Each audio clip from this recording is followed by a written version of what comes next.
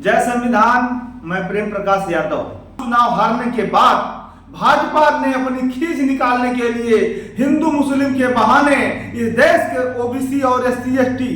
यानी इस देश के पीडीए के लोगों का उत्पीड़न करने के लिए, उनको चिन्हित करने के लिए यह साजिश किया है और इस साजिश का शिकार इस देश का दलित समाज होगा। सरकार ने एक के बाद एक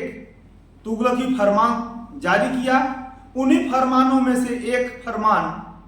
कांवड़ यात्रा पर रूटों पर जो भी दुकानदार हैं वे दुकानदार अपना नेम प्लेट लगाएंगे। तो जितनी भी दुकानें हैं उसमें जो मुस्लिम की दुकानें हैं उनका कारोबार बंद करने का प्रोग्राम है। सरकार के इस तुगलकी निर्णय ने इस देश को एक विभाजन में डाल दिया है और इस विभाजन के माध्यम से सरकार अपनी नाकामियों और खास करके उत्तर प्रदेश सरकार में जो राजनीतिक उठापटक है और चुनाव हारने के बाद जो सत्ता खिसकने का जो भय है, इस भय के आक्रोश में आकर के सरकार ने जो यह फरमान जारी किया कि सारे लोगों को नेम प्लेट लगाना होगा, तो यह नफरत की राजनीति है और इस नफरत की राजनीति का सारे लोगों को विरोध करना चाहिए। और सारे लोगों ने, जितने भी संविधान पसंद लोग हैं, सारे लोगों ने इसका देश में विरोध किया भी और लगातार कर रहे हैं। भाजपा की अनुषंगिक पार्टियां जो उनके साथ सरकार में हैं, उसके एक नेता जयंत चौधरी ने कहा कि क्या हमें कुर्तों पर भी नेम प्लेट लगाना होगा, जिससे ये पता चले कि किससे हाथ मिलाना है और किससे गले मिलना है। चिराग पासवान ने कहा कि हम इस प्रकार की विभाजनकारी और अलगाववादी सांप्रदायिक राजनीति का विरोध करते हैं। ऐसी राजनीति संविधान और देश के लिए घातक है। ऐसे में क्या सरकार का यह निर्णय सरकार के खिलाफ पड़ गया? क्या इसके जब सहयोगी दल ही इसका विरोध कर रहे हैं, विपक्ष के लोग विरोध कर रहे हैं, देश के आम जनता और बुद्धिजीवी इसका विरोध कर रहे हैं, तो क्या सरकार का यह निर्णय जो उसने हिंदू मुस्लिम के बहाने इस देश के दलितों और पिछड़ों का उत्पीड़न करने की मंशा थी, खास करके दलितों का? क्योंकि आपने देखा कि कहीं पर दलित को घोड़ी पर चढ़ने से उतार दिया जाता है, कहीं पर उसके ऊपर पेशाब कर दिया जाता है, कहीं पर उसको जो है उसको शौच का डब्बा उठाने पर उसको पीट पीट करके मार दिया जाता है। तो आज भी संविधान लागू होने के इतने दिनों के बाद भी इस देश में दलितों के खिलाफ जो वैमनस्यता, जो भेदभाव सवर्णों के में है, वह आज भी खत्म नहीं हुआ है। तो क्या इस कांवड़ यात्रा पर दुकानदारों के नेम प्लेट के बहाने सरकार इस देश में जितने भी कांवड़ यात्रा में जो रूटों पर दुकानें हैं, क्या दलितों को की दुकानों को चिन्हित करना चाहती है, जिससे कि उनके साथ भेदभाव किया जा सके, उनसे नफरत किया जा सके, उनकी दुकानों को बंद कर दिया जा सके? क्या अयोध्या में सांसद अवधेश के बहाने सरकार इस देश के दलितों से बदला लेना चाहती है? क्योंकि पहली बार ऐसा हुआ कि भाजपा के खिलाफ पीडीए के नारे पर,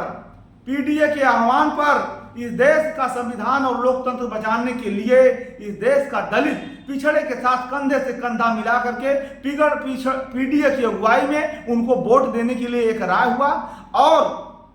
पूरे विपक्ष ने मजबूती से सत्ता पक्ष को हराने का काम किया। और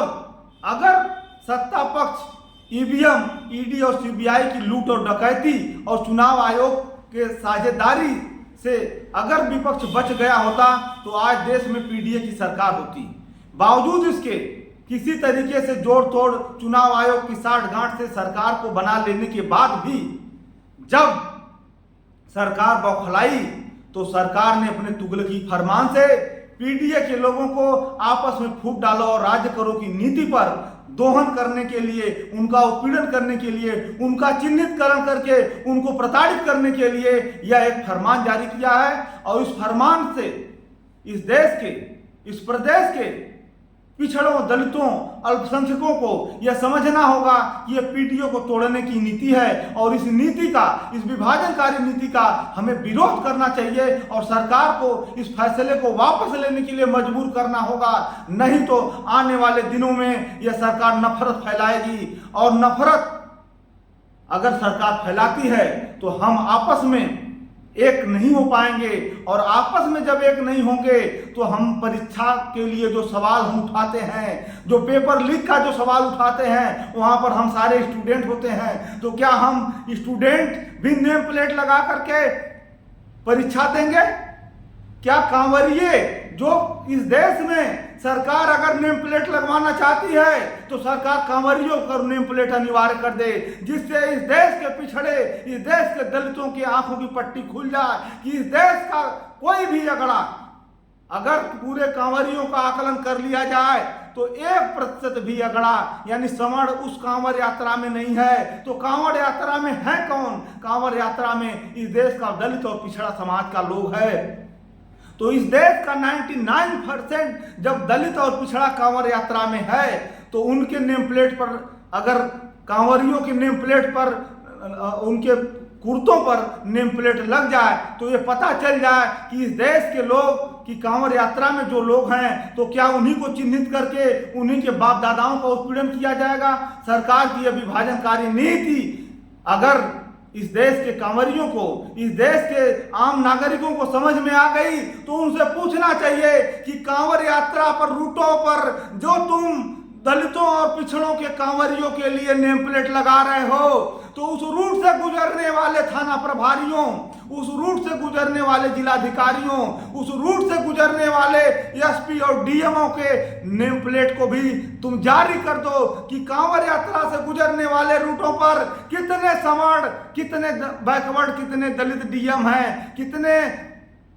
थाना प्रभारी हैं। तो इससे इस देश के लोगों को पता चल जाएगा कि तुम्हारी जातिवादी मानसिकता, हमको तो तुम हिंदू मुस्लिम में बांट रहे हो, लेकिन तुम इस देश के 3% ब्राह्मणों और 10% सवर्णों के लिए पूरा सचिवालय से लेकर के, मंत्रालय से लेकर के, पूरा जो है थाना प्रभारी से लेकर डीएम एसपी का तुम खजाना खोले बैठे हो। और हमारे लोगों को जब परीक्षा में बैठते हैं, जब नौकरी के सवाल पर, जब रोजगार के सवाल पर, जब पेंशन के सवाल पर, जब वो जातिगत जनगणना के सवाल पर सड़कों पर उतरते हैं तो तुम उनके ऊपर लाठी चार्ज करते हो, उनको फर्जी मुकदमे में फंसाते हो। और जब वो कांवर के नाम पर जब देश में सड़कों पर भीड़ का हिस्सा बनते हैं तो तुम उनके ऊपर फूल बरसाते हो और उन्हीं के बाप दादाओं को तुम नेम प्लेट लगवा करके उनका उत्पीड़न करते हो। तो ये उत्पीड़न इस देश के, इस अवाम के, इस पीडीए के जो सिद्धांतवादी लोग हैं, पिछड़ा अल्पसंख्यक दलित के लोग हैं, ये भाईचारा खत्म नहीं होगा।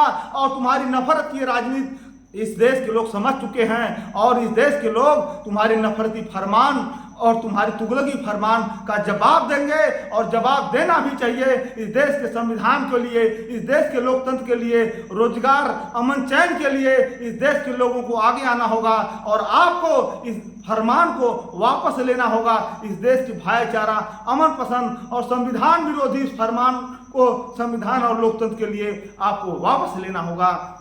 इस देश के जनता, बुद्धिजीवी, संविधान पसंद लोग इस पर विचार करिए और विचार करके सरकार को लिखिए कि ये फरमान संविधान विरोधी है, लोकतंत्र विरोधी है, लोगों के मौलिक अधिकारों और मूल अधिकारों के खिलाफ है। और कोई भी कानून, कोई भी फरमान, कोई भी आदेश जो संविधान की भावना के खिलाफ होगा वह रद्द होगा। अगर आप रद्द नहीं कराएंगे तो हम लोग इसे कोर्ट में, सुप्रीम कोर्ट में, हाई कोर्ट में दाखिल करके रीट के माध्यम से रद्द करवाने का काम करेंगे। और सारे लोगों से ये अपील है कि इस तुगलकी की फरमान जो हमारी गंगा जमुनवी तहजीब को, जो हमारे साझी संस्कृति और साझी विरासत को बांटने का काम कर रही है, इस नफरत की राजनीति को खत्म करने के लिए आगे आइए और सरकार को बताइए कि आप अपनी नाकामियों को इस नफरती और सांप्रदायिक निर्णयों से बदल नहीं सकते। आपकी नाकामियों को लोग जान चुके हैं। आप